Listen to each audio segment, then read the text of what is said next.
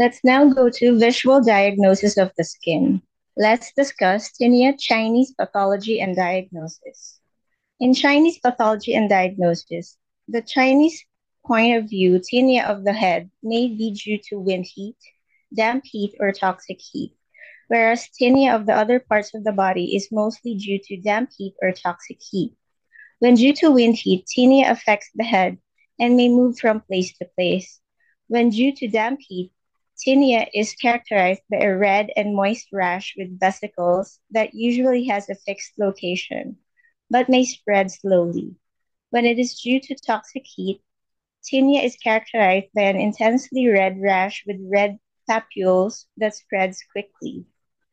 For damp heat, tinea with redness and swelling of the skin, pustular swelling of the scalp, tinea capitis, itchy vesicular rash of the feet, tinea pedis, red tongue with sticky yellow coating, slippery and rapid pulse. Next is toxic heat, tinea with redness, pain, and pronounced swelling of the skin, pustular swelling of the scalp, tinea capitis, painful pustular rash of the feet, tinea pedis, red tongue with a thick, sticky yellow coating and red points. The pulse will be slippery, overflowing, and rapid. Next is wind heat. Tinea with sudden onset with redness, itching, and papular rash of the scalp, tongue red on the sides and or front, floating and rapid pulse. And last is dampness with chronic splinchy deficiency.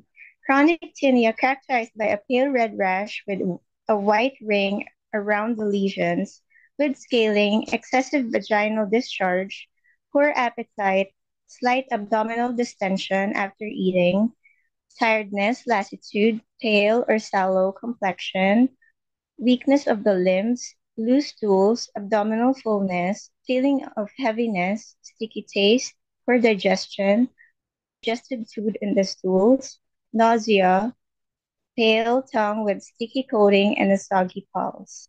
In Chinese pathology of tinea, it's wind heat, tinea of the head, damp heat, red rash with vesicles, toxic heat, intensely red rash with papules. Thank you for your attention.